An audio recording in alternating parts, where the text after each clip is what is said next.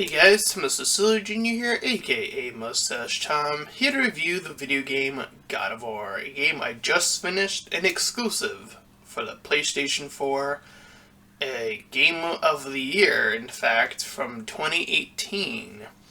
And more so over, I have not played the original God of War, but I have played this version, this sort of reboot slash continuation-esque story of God of War.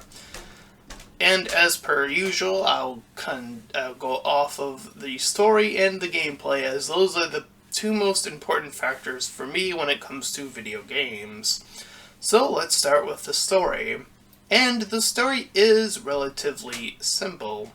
We follow Kratos as he's taking his son Atreus up this mountain to scatter Atreus's mom up the mountain. And just do that. That is the premise of the entire thing. But along the way, complex things happen. The boy learns all these different things about war, lore, and what it means to be a god, essentially.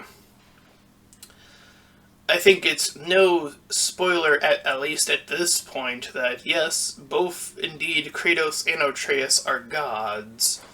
But getting to that point is definitely one of the story's strong points, as each little point of the game where like an event is happening, everything is so well paced along the video game. It never feels like anything ever drags.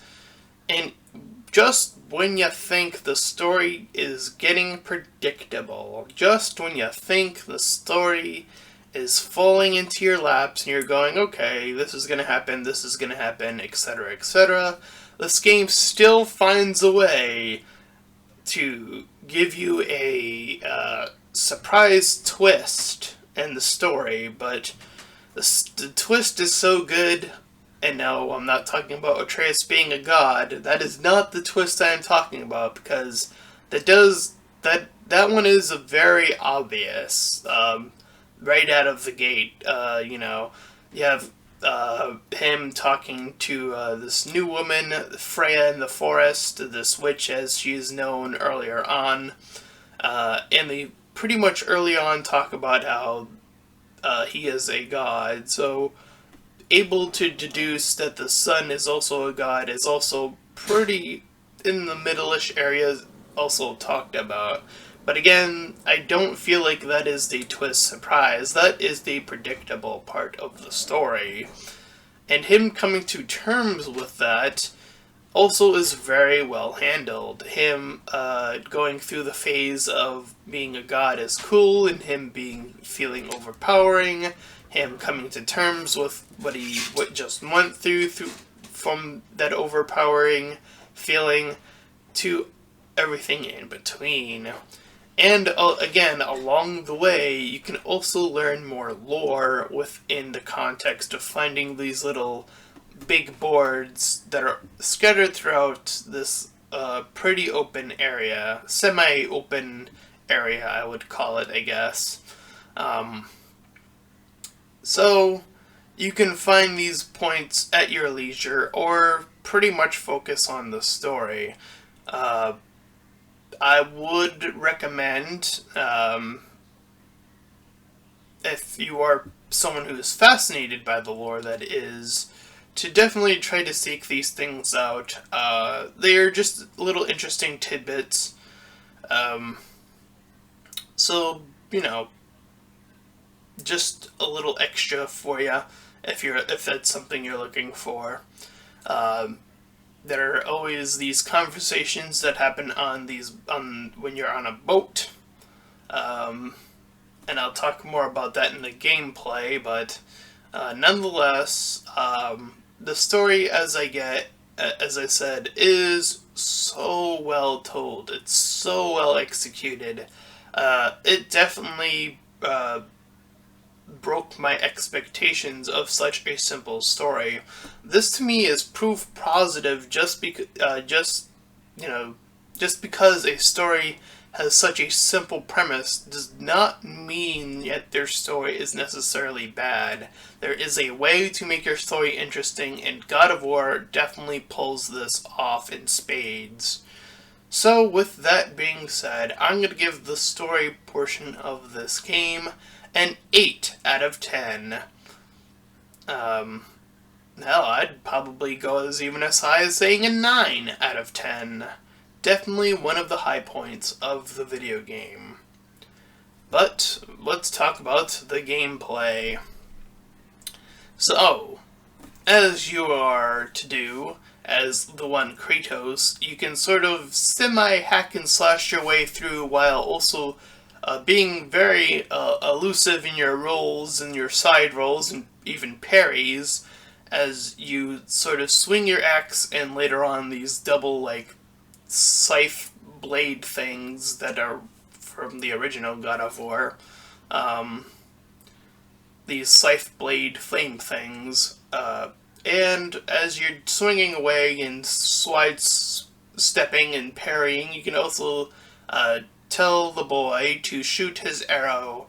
And along the way, he also gains his own abilities, shooting different types of arrows, blue arrows, which are ice arrows, electric arrows, and then you can summon animals like these wolves that can pounce on your enemy, or boars, or you can send little flies, or you can even find a squirrel that gives you some healing items along the way.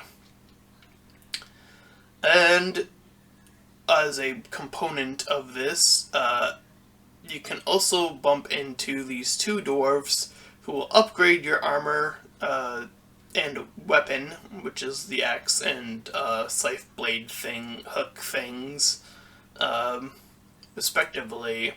You can upgrade your Kratos to be even bigger and buffier and more tuned to take on these higher leveled enemies along your way. I would say that if you're someone who's not comfortable with, again, just winging it and just going straight through the straight path, you should probably upgrade your Kratos in, whenever you bump into a shop and whenever you can. And the mistake I made is at least I personally felt that not doing the side quest was a severe struggle, especially towards the end. There are some items that I did not figure out in time.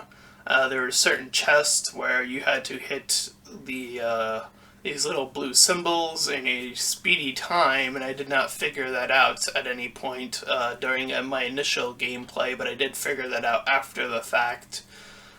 These can give you additional health and additional, what is called in this game, rage, which is essentially a state of which Kratos is kind of like hulks out, brings out his fist and punches his enemies and heals when doing so.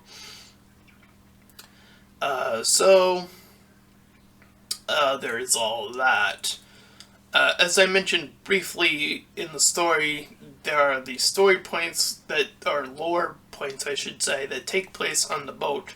The only weak side is that some of them can draw out, and if you land, or port, I suppose I would say, you can indeed lose where you were, and sometimes the story or the lore won't pick up where it left off. Sometimes it will, but sometimes it won't, unfortunately. I learned that the hard way, too. So it is an uncomfortable, just wait, and just, if you're one to learn about the lore, then, or hear a story about how someone betrayed someone, that's a good majority of the stories, let me tell you that. And that does indeed, again, cut into the story aspect, but it does, so yeah. There are definitely some side quests. They're not anything too difficult. They just bring you off of a path. And again, I feel like the twist of this game, I won't even reveal what it is. It's too good to reveal for this review anyway.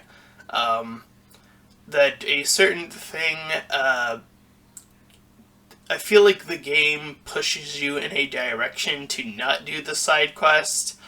It almost feels like that is what the game is trying to get you to do purposefully.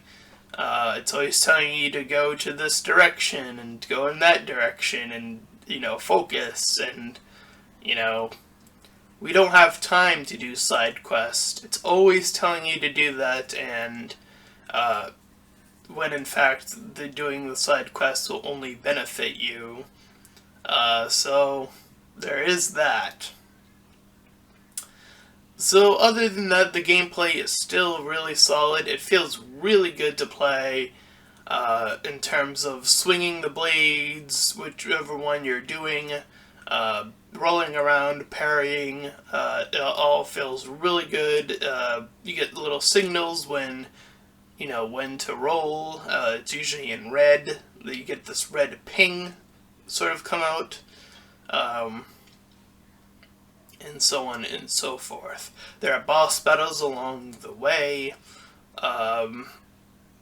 You have some varying boss battles, from the stranger to these big hulking beasts to some big dragon. So very big battles along the way. Very strong opening battle, in fact, I would say even so.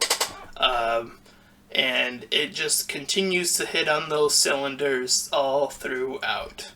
So, even with the upgrading system, which I do feel like is a little bit, was a little bit confusing at first, but eventually made sense after I beat it. Or I should say, it just made more sense when I beat it. I would still give the gameplay a solid 8 out of 10 or a 9 out of 10. Either way, definitely surpassing expectations, both in story and gameplay. And I can totally see why God of War won Game of the Year last year. This is a game that did not have any DLC, any microtransaction bullshit. It was just a beautifully told story and played so fantastically in terms of gameplay. This is the type of game I would love to see a lot more of, and apparently I've heard some rumors and I've seen the little extra credit things at the end of the game, which I didn't show because I wasn't even aware of this. At the end, there is some stuff that sort of indicates that there's potentially a sequel or set of sequels to this game, which if it's gonna follow this, I am all for, totally down for. If the games continue to avoid, these unnecessary DLCs, and I'm not even against DLCs, but the fact that it managed to avoid even that much is still high praise indeed. And even more so, it managed to also avoid microtransactions, as I just mentioned, which I think is even worthy of more praise than not having DLC. I think DLC is fine. Again, my thing for DLC is if you're getting, enough for what you bought in for, then the DLC was worth it. And if you didn't, then it's not. And that's as simple as that. Microtransactions, to me, are just bullshit through and through. I don't think there's really ever a good excuse to have them in your video game. Especially when you can have DLC. I think DLC is sort of being forgotten as this thing you can actually do now that there are more transactions in video games, more recent video games anyway, which I think is kind of messed up, kind of outlook on the whole video game aspect, which again, so much high praise for God of War for avoiding all of this nonsense altogether. It kept its story compact, all within. It kept its gameplay solid and smooth, with a really really minor little like funny looking moments or whatever here and there. But I wouldn't say any of that takes away anything from God of War in terms of the overall quality that this game just brings. Again, I think this game totally deserves to win Game of the Year for 2018. Hell, if Game of the Year was able to like push on to an additional year, I would dare say that God of War would definitely still be worthy of Game of the Year this year, based on everything that has come out so far, to my knowledge. So yeah, that is my review of God of War. It did fantastically, so there's a good probability that this review won't get anyone else to check it out. But, because it is really late in terms of reviewing it for me, but I did just finish it. The one thing I will say in terms of just one little quick thing, I mentioned this game does have a new game plus. It just adds additional armor, an additional like level of challenge, etc., etc. So if you want to definitely check that out, go ahead. I'm going through it currently, but I don't think that was mandatory for the review. I just wanted to mention that it is there for those who are interested. And yeah, just a fantastic game. I can totally see why it won Game of the Year for 2018. It totally deserved it over every other game that I'm aware of that came out in 2018. So yeah, definitely a very strong title. If you have not picked up God of War yet, this version of it, and if you're looking into getting into a sort of a hack and slash, sort of like this rolling system or parrying system, if that sounds like something that is up your alley, I should also mention there are some puzzles along the way, but they're not anything too hard to figure out. The game will sort of guide you through them. Then definitely, if you have not checked it out yet, do yourself a favor and see what it is to pick out a video game that is so well done. So well done in terms of story, so well done in terms of gameplay, so well done in terms of avoiding bullshit. Just fantastic. So that is my review of God of War, and if you enjoyed it, then please feel free to like, comment, and subscribe. Also make sure to check out the links in the description, and one will head you over to my Discord server, the other to my Patreon page. Any donations are greatly appreciated, and until next time everyone, bye-bye.